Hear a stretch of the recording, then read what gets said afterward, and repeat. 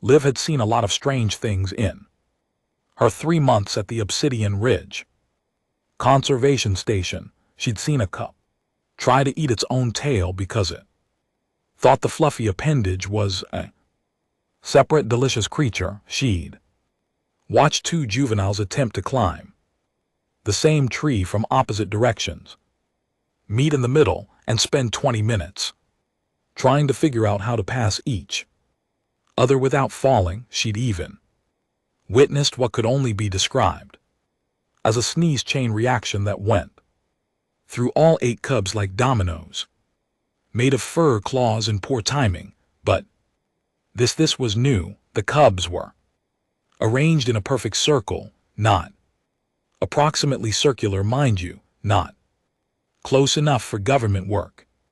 Circular, we're talking geometric precision that would make a mathematician weep with joy.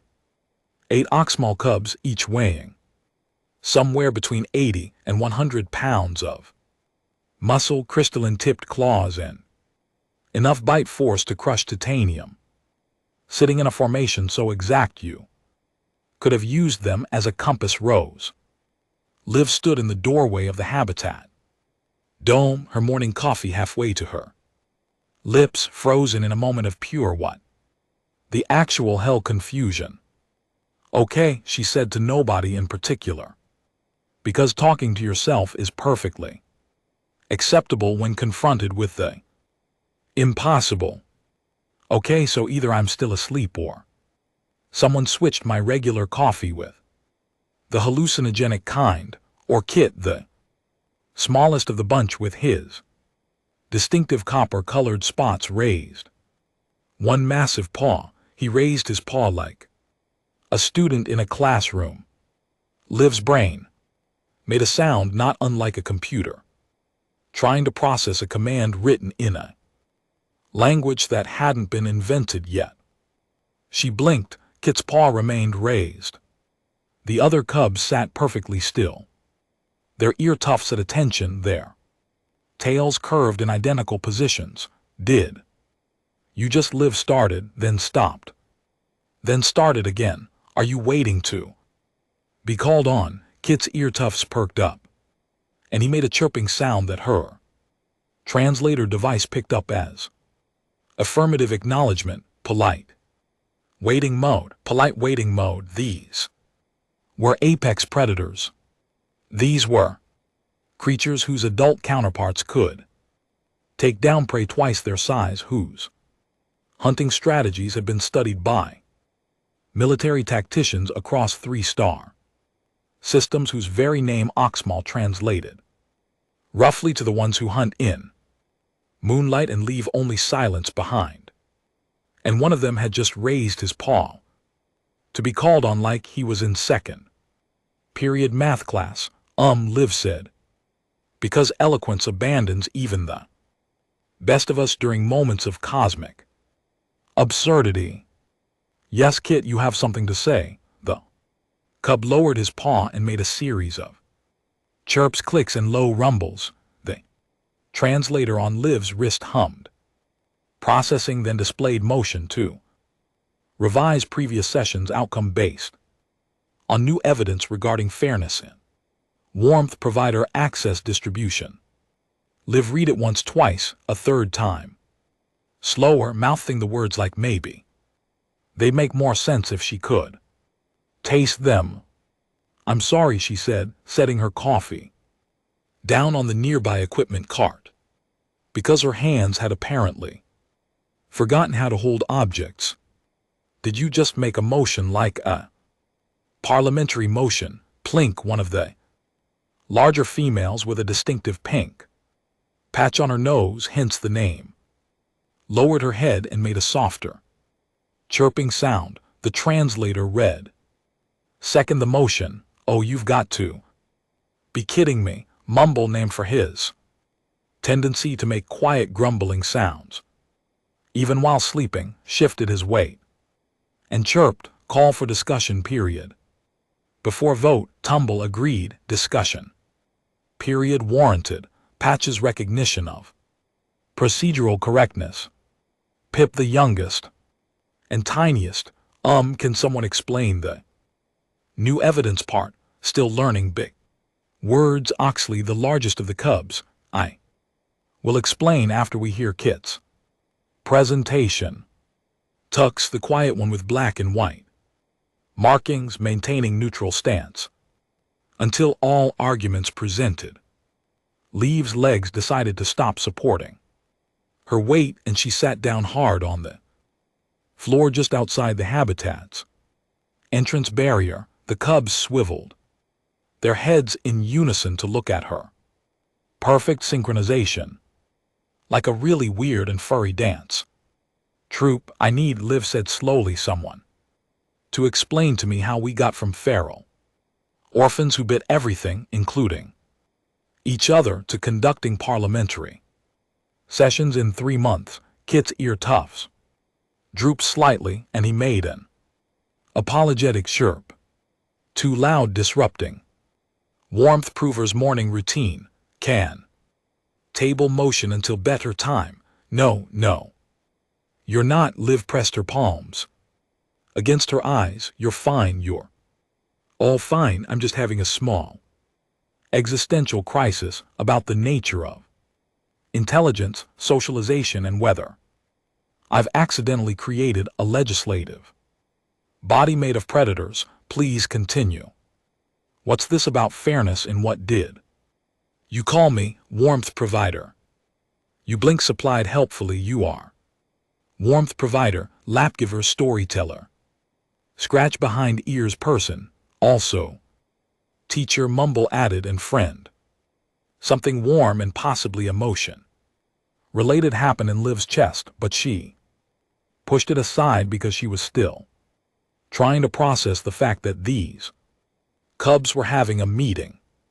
Kit stood up, not in an aggressive way, but in the way someone might stand to address council, and began his presentation.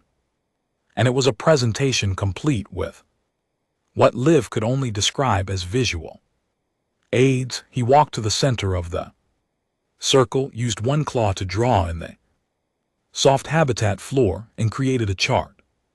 A chart.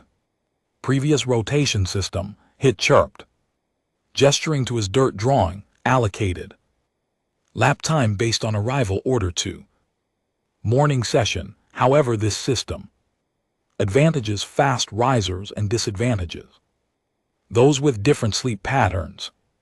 Pip, for example, requires more rest due to smaller size and thus always receives least lap time. Pip made a sad little chirp that absolutely destroyed Liv's heart.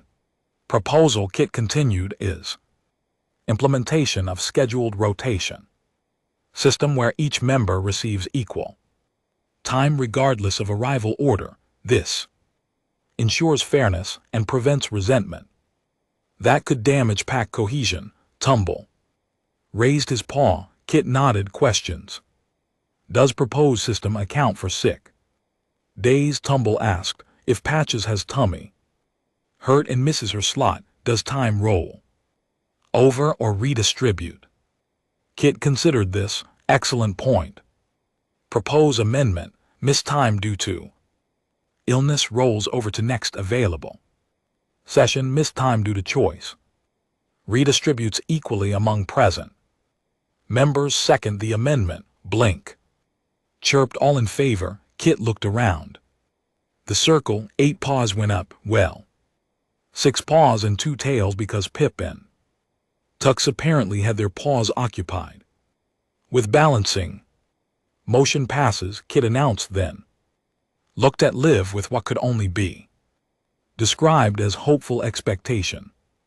Is this okay? Did we do democracy right? Liv opened her mouth, closed it, opened it again, made a sound somewhere between a laugh and a sob. You did democracy perfectly, she managed. When did you learn to do democracy? You taught us, Oxley rumbled, his deeper voice making the translator work a bit harder. Remember 2 moons ago when Plink and Mumble fought over the good sleeping spot? Oh no, Liv Did remember she'd sat both cubs down. Explained that fighting wasn't the answer, introduced the concept of taking turns and used a timer to make sure each got equal time in the coveted sunny corner. You said, Mumble added, that when resources are limited, the fair thing is to share and rotate. You said communication prevents conflict. You said. He paused, getting the words exactly right. Everyone deserves to have their needs heard and their feelings validated. I did say that, Lee whispered. I absolutely said that, so we listened, Pip chirped proudly. We always listened to you. Tux, who rarely spoke, added quietly, you made listening feel safe. And there it was, the thing that had been happening without Liv fully realizing it. She'd been treating these orphan predator cubs not like animals to be managed or specimens to be studied, but like people, small, furry, six-limbed people with claws and teeth. Sure, but people nonetheless. People with thoughts and feelings and the capacity to learn, not just hunting techniques, but concepts like fairness, empathy, and collective decision-making. She'd read them bedtime stories from her childhood. She taught them rock, paper, scissors to resolve minor disputes. She'd praised them for sharing, for being gentle, for using their words or chirps as it were, instead of their claws. She treated them with respect and kindness and the assumption that they could understand complex ideas if someone just took the time to explain. And they'd absorbed it all like sponges, made of fur and possibility. Okay, Liv said, standing up and brushing off her pants. Okay, so we're doing this. We're really doing this. You've formed a, what would you call yourselves? A committee, a council. Pack, Kit said firmly. Still pack, but pack that makes decisions together. Better pack, better pack, Liv repeated and smiled despite the fact that her entire understanding of xenobiology was currently being rewritten in real time. All right. Better pack, since you've so democratically decided on a rotation system for lap time. Who's first today? The cubs consulted their dirt chart. Tux Blink announced he had least time last session due to nap running long. Tux's earduffs went up in surprise and pleasure. He bounded over to Liv carefully, because he'd learned that humans were squishy and breakable, and settled himself in her lap with the delicacy of a creature 3 times smaller. The other cubs arranged themselves in a loose circle around her, close enough to feel included but not crowding. Pip rested her head on Liv's knee. Kit leaned against her shoulder. Oxley's tail curled around the whole group like a fuzzy security perimeter. Story, Mumble asked hopefully. Yeah, Liv said, reaching for the data pad she'd loaded with human children's tales. Yeah, I can do a story. How about the one with the tortoise and the hare? It's about fairness and not underestimating people who seem different from you. 8 pairs of eyes locked onto her with absolute attention. 8 tails swished in contentment. 8 apex predators settled in to learn another lesson about being good people, good beings, from a human who'd never expected to become a teacher, a warmth provider, or apparently the accidental founder of the galaxy's first predator parliament. Outside the habitat dome, the twin suns of Oxmal Prime rose higher into the copper sky. In the station's administrative wing, Director Calpix was about to have his morning routine interrupted by security footage that would make him question every assumption he'd ever had about predator rehabilitation. But in this moment, in this perfect circle of trust and warmth and democratic decision-making, there was Just a story, a human and 8 cubs, who'd learned that maybe, just maybe, there was a better way to be, even if you had claws that could slice through steel, especially then, the moment. Finished the story about the tortoise and the hare which the cubs found. Absolutely hilarious, because why would anyone make fun of slow and steady? Slow and steady wins the hunt. They immediately tabled their parliamentary session in favor of breakfast. Democracy, it turned out, took a backseat to food. Some things were universal across species. Liv distributed the nutrition cubes, specially formulated for growing uxal physiology, and watched as the cubs formed an orderly queue. An orderly queue. She still wasn't over that part. 3 months ago, feeding time had been chaos incarnate, 8 cubs swarming the food dispenser like furry piranhas, climbing over each other, growling, snapping, treating every meal like it might be their last. Standard predator behavior, really the kind of thing every xenobiology textbook said was hardwired, instinctive, impossible to modify without years of conditioning. Liv had looked at that textbook, looked at the snarling pile of cubs, and thought, yeah, but has anyone tried just asking them to line up? Pip, you're up next, Oxley rumbled, stepping aside after receiving his cube. Thanks, Oxley, Pip chirped, bouncing forward. You're welcome, Pip. Liv leaned against the feeding station and wondered, not for the first time, if she was living in some kind of alternate reality where the laws of animal behavior had just stopped applying. The other xenobiologists at Obsidian Ridge used standard protocols, scheduled feeding at exact times, minimal physical contact, clinical observation from behind barriers, reinforcement of natural hierarchies.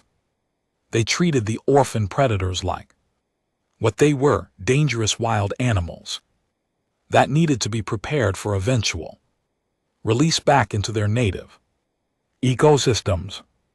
Liv's approach had been slightly different, okay, massively different. Completely, utterly. Are you out of your mind? Different. She'd started reading them bedtime stories on night 2 after Pip had cried. Yes, cried with actual tears for 3 hours straight, clearly missing her mother. The station protocol said to let her cry it out, that coddling would create dependency issues. Liv had looked at that protocol, looked at the tiny sobbing cub, and said a very unprofessional word before scooping Pip up and rocking her while reciting every nursery rhyme she could remember from childhood. Pip had fallen asleep in her arms within minutes. The next night, all 8 cubs had crowded around expectantly at bedtime. What? Liv had said. You all want stories now? 8 heads nodded in perfect synchronization. And that had been that. Within a week, she taught them rock, paper, scissors to settle minor disputes over toys.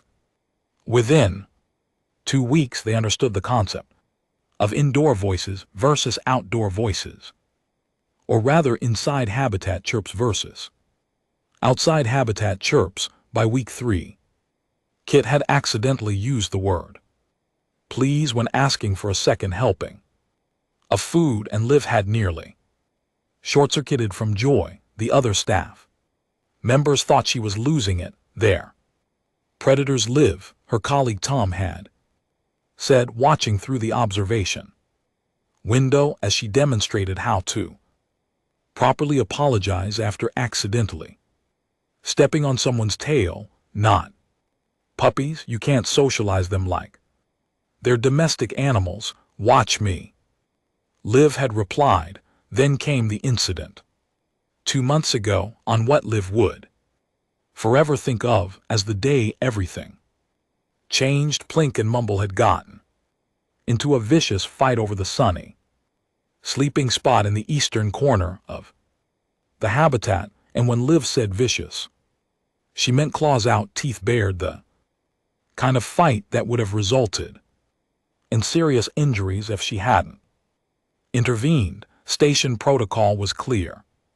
Separate the combatants, reinforce the dominance hierarchy, let the stronger one claim the resource. That's how predators worked, that's how nature worked. The strong took the weak, yielded, and trying to change that was fighting against millions of years of evolution. Liv had looked at that protocol, then she'd looked at Plink and Mumble, both sporting minor scratches, both panting and upset. Then she'd done something that would have gotten her fired from any other research station in the galaxy. She'd sat them both down for a talking to. Okay, she'd said, positioning herself between the two cubs, speaking in that tone that every child in the universe recognized as, "You're in trouble, but I still love you." What happened here? Mumble had chirped something aggressive about territory and rights and mine. Plink had growled about getting there first and finders keepers. Right, Liv had said, so you both want the same spot and you decided the best way to solve this was by hurting each other. Two sets of ears had drooped, two pairs of eyes had found the floor. Suddenly fascinating. Here's the thing, Liv had continued, pulling out a piece of paper and a marker, because apparently she was about to give a presentation to predator cubs. This spot gets sun for about 6 hours a day, right? That's plenty of time for both of you. She'd drawn a circle, divided it into sections, labeled them with crude pictures of Plink and Mumble. This is called taking turns, she'd explained. Plink, you get the spot for 3 hours. Then Mumble, you get it for 3 hours. I'll set a timer. When the timer goes off, you switch. No fighting, no arguing, just fair and equal sharing. The cubs had stared at her like she'd grown a second head, and Liv had added, pulling out a sheet of star stickers, because she'd apparently packed those for this interstellar assignment. Every day you successfully share without fighting, you get a sticker, 10 stickers. And I'll make your favorite treat. It shouldn't have worked. Every textbook, every research paper, every expert in xenobiology would have said it was impossible. You couldn't teach apex predators to take turns. You couldn't modify hunting instincts with a timer and a sticker chart, except it worked. Not immediately. There had been a few false starts, a couple of timer disputes, one incident where Mumble had tried to argue that he deserved extra time because he was having a really good dream in the sunny spot, but within a week they'd gotten it, really gotten it. The fighting stopped. They waited for their turns. They even started reminding each other when the timer was about to go off. And then something strange happened. They started applying the concept elsewhere. Kit and Tumble had a dispute over a climbing branch. They divided time on it. Patches wanted the E-Blue toy, but Tux was playing with it. They worked out a schedule. Pip got scared during a thunderstorm and wanted comfort. The other cubs took turns staying with her, making sure she was never alone. They'd learned empathy. They'd learned cooperation. They'd learned that the strongest weren't always the ones who took everything, but often the ones who lifted others up. Liv had walked into Director Calpix's office 3 weeks after the sticker chart incident to find him watching security footage with his mandibles hanging open in shock. What he'd said, pointing at the screen where Oxley was clearly explaining to Pip why It wasn't nice to steal someone's food, even if you were still hungry. Is that Oxley teaching Pip about consent and respecting boundaries? Liv had replied, because that sentence was totally normal. In her life, how? Calpix had clicked his mandibles together rapidly, a sign of extreme agitation in his species. How is this possible? We've been running this rehabilitation program for 8 years. 8 years, the best we've ever achieved is doesn't immediately attack handlers. You've been here 3 months and they're being good kids, Liv had offered. They're organizing. Calpix had gestured wildly at another screen showing the cubs arranging their toys by size and color. They're cooperating on tasks that provide no survival advantage. They're exhibiting social behaviors that even adult Yukamal don't display. Maybe, Liv had said carefully, adult Ukmal never had anyone teach them these things. Calpix had stared at her for a long moment, then he'd made a sound, somewhere between a laugh and a sob, and said, keep doing whatever you're doing. I don't understand it. It violates everything I know about predator psychology, but keep doing it. Now, watching the cubs finish their breakfast and automatically carry their empty containers to the cleaning station. Another thing they just started doing on their own. Liv felt that same sense of wonder mixed with mild terror. She'd stumbled onto something big here, something that went beyond one human and 8 cubs. If these methods worked on Oxmal predators, what else might they work on? How many species across the galaxy were considered untrainable or too aggressive, simply because nobody had tried treating them with kindness, patience, and the assumption that they could be better? Liv, Kit chirped, interrupting her thoughts. Time for morning enrichment activities. Yeah, Liv said, smiling. Yeah, let's do enrichment. What's on today's agenda? The cubs consulted amongst themselves. Another habit they'd picked up, this constant checking in with each other. Obstacle course, Pip announced, but the fun one, not the scary one, the fun one. It is, Liv agreed. And if her hands shook slightly as she set up the equipment, well, that was just because she was starting to realize that she hadn't just been teaching cubs, she'd been accidentally revolutionizing interspecies relations. No pressure or anything. The problem with accidentally revolutionizing interspecies relations is that eventually someone important notices. In Liv's case, someone important arrived on a shuttle at dark 30 on what should have been a peaceful morning, accompanied by an entire entourage of bureaucratic officials and enough recording equipment to document a planetary invasion. Overseerwix, Mala of the Galactic Conservation Council, did not believe in subtle entrances, where she announced her 4 arms, gesticulating in 4 different directions of displeasure. Are they predators? Liv, who'd been summoned to the landing bay while still wearing her pajamas, which for the record had little cartoon rockets on them, blinked at the towering figure before her. Quixmala's species, the Loxani, were known for 3 things: impeccable record-keeping, an obsession with proper protocol, and a rigid belief in hierarchical social structures that made military organizations look relaxed. The cubs, Lev said, still not entirely awake. They're sleeping. It's 5 in the morning. Sleeping. Quixtala's translator somehow managed to convey infinite skepticism in a single word.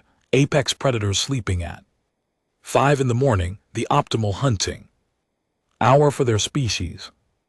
Well, yeah, Liv said, wondering if coffee was going to happen anytime soon. We did story time until about 9 last night, and then Pip had a nightmare about the big bad wolf. Ironic, I know. So we had to do some extra cuddles and reassurance.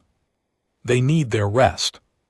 The silence that followed could have been used to communicate with distant galaxies. Cuddles, Quixmiller repeated, and reassurance, Liv added. Helpfully, Director Calpix, who'd also been dragged out of bed for this surprise inspection, made a clicking sound that Liv had learned meant, please stop talking before you make this worse. Quixa pulled out a data pad roughly the size of a small vehicle and began reading. I am here to conduct a routine evaluation of facility protocol compliance, standard predator rehabilitation guidelines, and adherence to establish conservation methodologies. She looked up, her multiple eyes fixing on Liv with the intensity of someone who'd spent her entire career perfecting the art of the disappointed stare. I have received reports concerning reports about irregularities. Oh good, Liv muttered. The reports found you, Liv, Calpix hissed. Quixmala continued as if she hadn't heard. Standard protocol dictates that orphaned oxmal cubs should be exhibiting the following behaviors by month 3. Establishment of dominance hierarchy, resource guarding, territorial aggression, and preliminary hunting. Drive activation. She tapped her data pad. My preliminary review of your facility records indicates none of these benchmarks have been met. In fact, the behavior logs contain terms I have never seen in a predator. Rehabilitation context, terms like she scrolled, her expression growing more horrified with each word. Conflict resolution, emotional intelligence, democratic decision-making. And is this a typo? Parliamentary procedure. That's not a typo, confirmed. Show me. Quixala demanded, show me these cubs immediately. They're sleeping, Liv protested. I do not care if they are performing interpretive dance. Show me. 20 minutes later, after Liv had been allowed to change into actual clothes and grab a desperately needed cup of coffee, the group stood outside the habitat observation window. Inside, the cubs were indeed sleeping, arranged what had become their preferred configuration. A pile of fur, limbs, and contentment in the center of their habitat, with Pip tucked safely in the middle where she felt most secure. They sleep together, Quixa observed, making notes. Pack bonding behavior that is acceptable. Then Tumble shifted in his sleep, accidentally bumping Patches, and something remarkable happened. Patches woke up, saw that Tumble was still sleeping, and carefully adjusted her position to give him more room without waking him. Quixala's stylus stopped mid-notation. Did that cub just demonstrate consideration for another's comfort? Oh yeah, Liv said, sipping her coffee. They do that all the time. Last week, Hit noticed that Pip was cold, so he went and got a blanket. Yes, they use blankets now, and tucked her in. It was adorable. Adorable, Quixa repeated in a tone that suggested the word physically pained her. These are apex predators. Apex predators can be adorable, Lev said. The two things aren't mutually exclusive. As if on cue, the cubs began to wake up. Not all at once in a chaotic scramble, but in a gentle wave of yawning and stretching. Oxley woke first, carefully extracting himself from the pile so as not to disturb the others. He made a soft chirping sound. Good morning, everyone, and the rest began to rouse. Morning already, Mumble grumbled. Feels too early, suns are up, kid. Observed, padding over to the water. Station, that means morning. Also we have visitors, 8 pairs of eyes. Turned toward the observation window. 8 tails began wagging in excitement. The warmth provider is here, Pip. Squealed, which set off a chain. Reaction of happy chirps and bouncing. Please, Quixa said faintly, tell me. They do not call you warmth provider. They absolutely call me that, Liv. Confirmed, heading toward the habitat. Entrance, among other things, I'm also storyteller, lapgiver, the one who explains feelings, and my personal favorite, the human who makes everything better. She entered the habitat, and the cubs swarmed her with what could only be described as enthusiastic gentleness. They'd learned to temper their strength around her, to be careful with their claws, to express affection without accidentally causing injury. Live, guess what? Patches chirped excitedly. What's up, Patches? I had a dream that I could fly. It was amazing. I was soaring over mountains. And oh, but then I got worried because what if I flew too high and got cold? So in my dream I flew back down to check if everyone else was okay. Do you think that means something? Liv crouched down, giving Patches her full attention. I think it means you have a good heart. You were worried about your pack even in your dream, really. Patches' ear tufts perked up with pride. Behind the observation glass, Quixixala's translator started making a concerning grinding noise. Director Calpix, she said slowly. Is that predator cub discussing the emotional content of its dreams? Yes, Calpix confirmed, sounding like someone who'd long since given up trying to understand his own facility. And is your human staff member providing psychological validation? Also, yes, this is Quixixmala trailed off, all 4 hands moving in agitated patterns. This is not protocol. This is the opposite of protocol. This is anti-protocol. Inside the habitat, the morning routine continued. The cubs lined up for breakfast, still in perfect Q formation. Kit reminded Tumble that it was his turn to help clean the habitat later. Plink asked Liv if they could please have the story about the 3 little pigs again, because the part where they work together to outsmart the wolf really resonates with our pack dynamics. They're using the word resonates. Quixa whispered, they're referencing pack dynamics. They're analyzing literature. Wait until you see what happens when they disagree about something, Calpic said with the air of someone who'd already been through this existential crisis and come out the other side, as if summoned by the comment. A minor dispute broke out. Tux and Oxley both reached for the same enrichment toy, a puzzle box that dispensed treats. I wanted to try that one, Tux said, but I had it scheduled for my morning activity time, Oxley replied. There was a moment of tension in any other predator rehabilitation facility in the galaxy. This would have escalated into aggression, dominance displays, possibly violence. It was instinct. It was nature. It was inevitable. Tux took a breath. You're right, you did schedule it. I apologize for not checking the activity board first. Oxley considered this. However, you rarely get to pick first because you sleep later than the rest of us. Perhaps we should revise our scheduling system to be more equitable.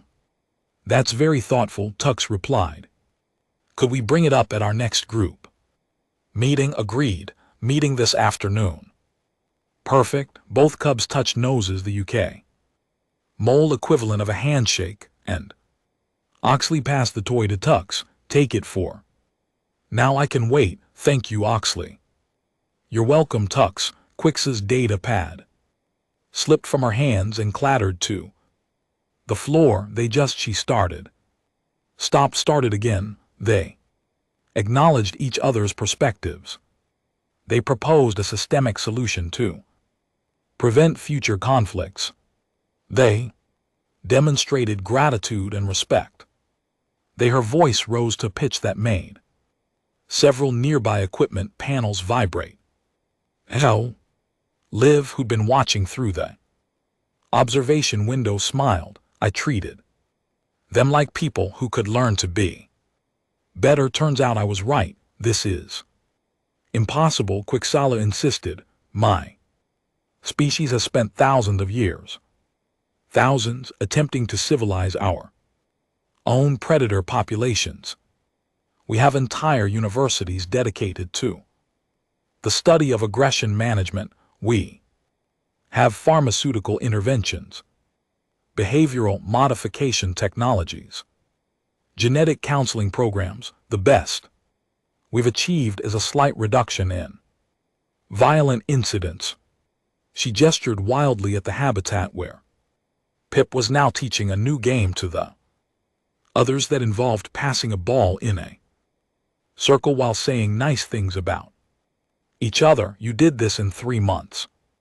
With stories and stickers and patience, Lee added, and the fundamental belief that they wanted to be good, that they could be good if someone just showed them how. Quixella stared at the cubs for a long, long moment. When she spoke again, her voice was different, quieter, almost wondering. Do you understand what this means? If your methods work on Oxmal cubs, they might work on other species. We've written off as too aggressive, too territorial, too driven by instinct. You haven't just rehabilitated 8 orphans, you've potentially revolutionized conservation work across the galaxy. Cool, Liv said. Can I get that in writing for my performance review? Calpix made a sound like choking, but Quixmala wasn't laughing. She was thinking, her multiple eyes distant and calculating. I need to test this, she said finally. I need to know if this is replicable, if it's just you, just these cubs, or if it's something more. Tested how? Liv asked, suddenly wary. Quixmala turned to face her fully, and Liv saw something in her expression that made her coffee suddenly taste like lead. We have a case, the overseer said slowly, an extreme case scheduled for euthanasia next week. If your methods are truly revolutionary, prove it. Ixanther had been in the isolation unit for 8 months. 8 months of reinforced containment, sedation protocols, and handlers who approached his enclosure with the kind of nervous energy usually reserved for diffusing explosives. 8 months of being labeled unrehabilitable, too damaged, a lost cause. He was scheduled to die in 5 days. Liv stood outside the isolation unit reading his file on a data pad while her hands shook so badly she nearly dropped it twice. Snorts. Behind her, Quixa watched with the cold assessment of someone conducting an experiment. Further back, Calpix looked like he was mentally drafting her obituary. This is insane, Calpix clicked. Liv. This animal was rescued from an illegal fighting ring. He's been trained to kill. He's attacked every handler who's gotten within 3 m of him. He nearly tore through the reinforced barrier last month. I know, Liv said, still reading, still shaking. He's twice the size of your cubs, fully grown, fully weaponized, with 8 months of reinforced trauma and 0 socialization. I know there is a 98% chance he will kill you within the first 30 seconds. I No, Liv snapped, then took a breath. No, but Quixella is right. If my methods only work on cubs, on children, who haven't been ruined by the world. Yet then what's the point? What about all the others, the adults who have been hurt, traumatized, taught that violence is the only language anyone speaks? She looked up at Calpix and her eyes were blazing. What about the ones everyone's given up on? Quixa stepped forward. I will be monitoring from the observation station.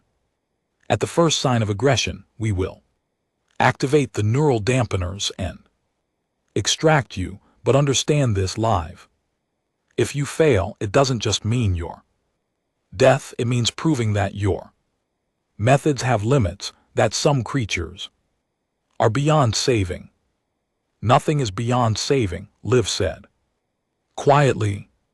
Everyone deserves a second chance. She entered the airlock before her courage could fail her. The isolation unit was dark, cold, designed for containment rather than comfort. Ixanther's file said he preferred the darkness now. That light made him aggressive, that everything made him aggressive. Liv could see him in the corner, a massive shape, easily 300 lb of scarred muscle and rage. His crystalline claws had been filed down repeatedly, but they'd grown back sharper each time. His eyes, reflecting what little light existed, held nothing but fury and pain. Every instinct Liv possessed screamed at her to run. Instead she sat down, not close to him. She wasn't stupid, but not at the door either. Somewhere in the middle of the space, cross-legged hands, visible and empty, and she began to talk. Hey, she said softly, I'm Liv. I'm not here to hurt you. I'm not here to take anything from you. I'm just here. If that's okay. Ixanther's growl could have peeled paint from walls. Liv kept talking. I know you've been hurt. I know people have done terrible things to you. I know you've learned that the world is cruel and that survival means being cruel first. She took a breath.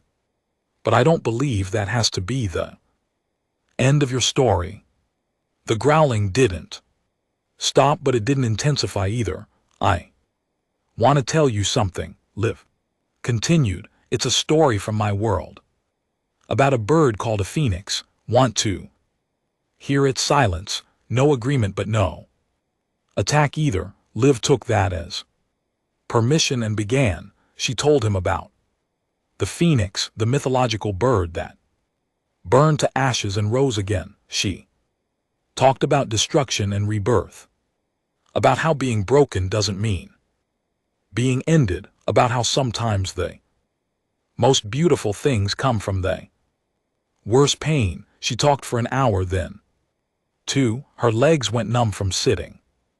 Her throat went dry, but she kept talking, kept telling stories, kept existing in that space with gentleness and patience and the stubborn insistence that he was worth the effort.